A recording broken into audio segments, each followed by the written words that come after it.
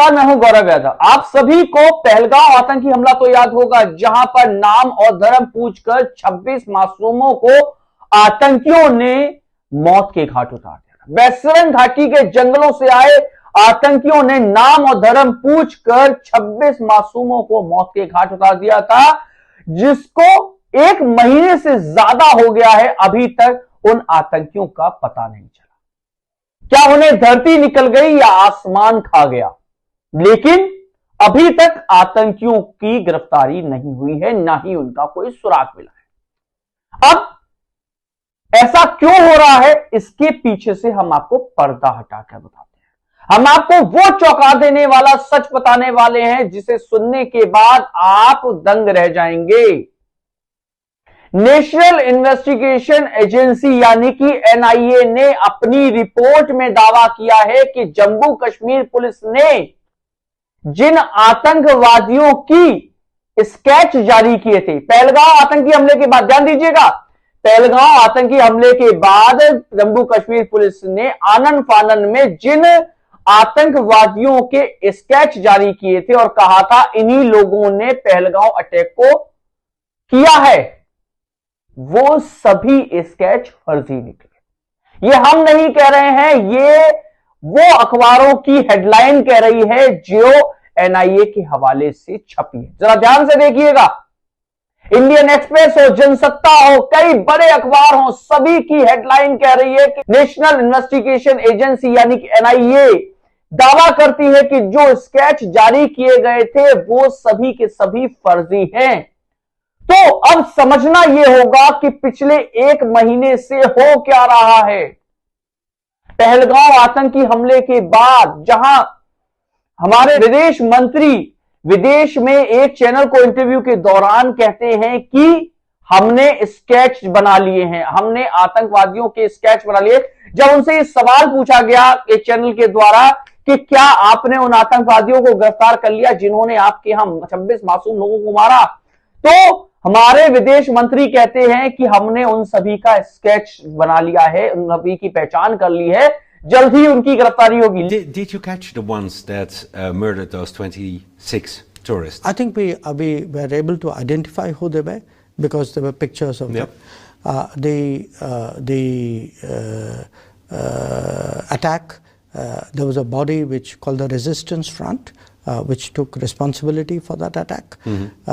लेकिन अब 1 महीने बाद नेशनल सिक्योरिटी एजेंसी का दावा है कि वो स्केच फर्जी है, यानी कि 1 महीने से पूरे देश को बेवकूफ बनाया जा रहा था, पूरे देश की आंखों में धूल झोंकी जा रही थी। ऑपरेशन सिंदूर का क्रेडिट सरकार ले रही है, लेकिन गृह मंत्रालय या जांच एजेंसियां आखिर कर क्या रही थी कि 1 महीना बीत जाने के बावजूद एजेंसियों के पास असल आतंकवादियों की यानी कि हमलावरों की फोटो तक नहीं है। जो तस्वीर जारी की गई थी वो तो फर्जी निकली।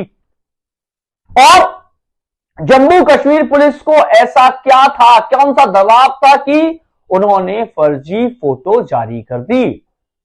जिनके फोटो जारी किए थे हम उनके आपको नाम बता देते हैं। हासिम मूसा, अली भाई उर्फ तलहा और आलिद हुसैन, ये 3 आतंकवादी जिनके फोटो जारी किए गए थे, लेकिन इनमें से एक भी पहलगाम आतंकी हमले में शामिल नहीं था, ऐसा एनआईए की रिपोर्ट कहती है, क्योंकि जो फोटो जारी की गई वो फोटो फर्जी है। लेकिन इसमें एक फोटो ऐसी भी थी जो पहले आतंकी हमलों में शामिल था, वो हम आपको बता देते हैं। सुलेमान शाह पहले सुरंग में हुए एक हमले में शामिल था जिसमें 7 मजदूरों की मौत हुई थी।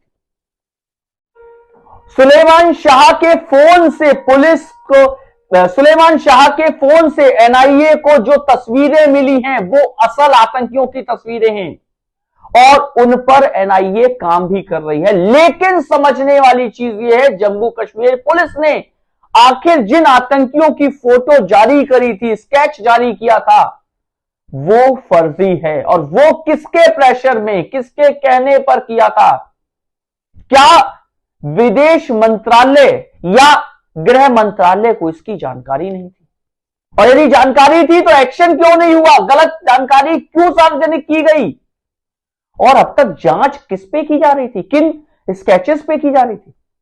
अब यह खुलासा कैसे हुआ है हम आपको बताते हैं। आपको याद होगा कुछ दिन पहले एनआईए ने 2 कश्मीरी नागरिक परवेज अहमद और बशीर अहमद को गिरफ्तार किया था। कहा था कि इन्होंने पहलगांव आतंकी हमले में जो आतंकवादी आए थे उनको पनाह दी थी। उनके घर हमले से 2 दिन पहले यानी 20 अप्रैल को ये जो आतंकी थे इन दोनों के घर गए थे, वहां पे खाना मांगा, खाना खाया और उसके बाद कुछ पैसे दिए और धमकी दी कि किसी को भी जानकारी दी तो अंजाम भुगतना होगा। यानी कि मौत के डर से दोनों शांत हो गए, परिवार शांत हो गया और किसी को जानकारी नहीं दी। लेकिन जांच एजेंसियों ने जब जांच की तो इन दोनों को गिरफ्तार किया और इनके फोन से इनसे ये डेटा निकल कर आया। लेकिन आपको एक चीज और बताते हैं कि कुछ दिन पहले हुए आतंकियों से मुठभेड़ में मारे गए जुनैद के फोन से जो फोटोज मिले थे उनसे भी ये जो आतंकियां हैं इनकी पुष्टि होती है। अब समझने वाली चीज ये है कि पिछले 1 महीने से जिन फोटो का जिक्र हो रहा है, जिन आतंकियों को सुरक्षा एजेंसी इन फोटो के आधार पर ढूंढ रही है, वो तो आखिर में असल में पहलगांव आतंकी हमले के मास्टरमाइंड है ही नहीं, पहलगांव आतंकी हमले में शामिल थे ही नहीं। तो आखिर ये झूठ बोला क्यों जा रहा था? आखिर एजेंसियां ढूंढ किसको रही थी? वैसरंग घाटी के जंगलों में वो आतंकी जो वहां से आए और भारत के 26 मासूमों को मौत के घाट, न सिर्फ मौत के घाट बल्कि नाम और धर्म के आधार पर मौत के घाट उतारकर गायब हो गए। पूरे देश में धर्म और मजहब की आग लगाने का कृत्य करने के बाद एकाएक गायब हो गए, जिनका अभी तक कोई सुराग नहीं है। अभी तक उनको लेकर कोई भी बड़ा एक्शन नहीं सामने आया है। पहलगांव आतंकी हमले के बाद ऑपरेशन सिंदूर करके पाकिस्तान से बदला ले लिया, यह तो क्रेडिट भारत सरकार ने खूब लिया, बीजेपी सरकार ने खूब लिया। लेकिन अभी तक वो आतंकी कहां हैं इस पर कोई जवाबदेही नहीं है। गृह मंत्रालय की तरफ से, अमित शाह की तरफ से कोई बयान नहीं है और विदेश मंत्रालय के विदेश मंत्री जो बयान विदेश में एक चैनल को देते हैं वो तो फर्जी निकला, क्योंकि जिस स्केच की वो बात कर रहे हैं वो स्केच ही फर्जी है। अब समझने वाली चीज ये है कि आखिर जांच एजेंसियां जांच क्या कर रही है, या पूरे देश की आंखों में सिर्फ और सिर्फ अभी धूल झोंकी जा रही है। ऐसा हम क्यों कह रहे हैं? क्योंकि ये सवाल बहुत बड़ा है कि आखिर ये फोटो क्यों जारी किए गए। जम्मू कश्मीर पुलिस ने आनन फानन में जो फोटो जारी किए वो क्यों जारी किए, किसके कहने पे जारी किए और जांच एजेंसियां क्या कर रही हैं? क्योंकि एनआईए, नेशनल इन्वेस्टिगेशन एजेंसी ने जो अब बात कही है वो बात अपने आप में सब कुछ बड़ा खुलासा कर दिया है, बहुत कुछ कहती है। क्योंकि जिन स्केच के को लेकर पूरा देश समझ रहा था कि भाई चलिए आतंकवादी ही ना सही, उनके स्केच ही सही, अब कभी ना कभी आतंकवादियों को पकड़ा जा सकता है, लेकिन स्केच ही फर्जी है। हम बार बार एक बात कह रहे हैं, स्केच ही फर्जी। ये बात सभी अखबारों की सुर्खियां बनी, चाहे वो इंडियन एक्सप्रेस हो, चाहे वो जनसत्ता हो, चाहे और कोई अखबार हो। हम सभी के हवाले से ये बात कह रहे हैं, ये खबर चला रहे हैं कि आखिर पहलगांव आतंकी हमले के आतंकी हैं कहां, सरकार कर क्या रही है, यहां जो मारे गए 26 मासूम लोग उनको न्याय सरकार कैसे देगी। एक बड़ा सवाल है, क्या गृह मंत्री अमित शाह अब इस्तीफा देंगे?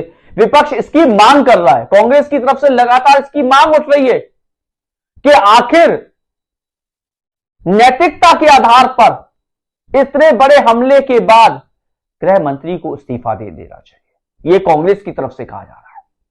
समझने वाली चीज यह है कि जांच एजेंसियां जांच कर किस आधार पर रही हैं, किसको ढूंढ रही हैं, जो फोटो ही फर्जी हैं। तो बहरहाल इस सब पर निगाह बनाकर रखेंगे। आपने मेरे इस चैनल को लाइक नहीं किया है, सब्सक्राइब नहीं किया, तो प्लीज लाइक कर लीजिए, सब्सक्राइब कर लीजिए, जिससे कि मैं गौरव यादव बेबाक अंदाज में आप तक ये खबरें पहुंचाते हैं।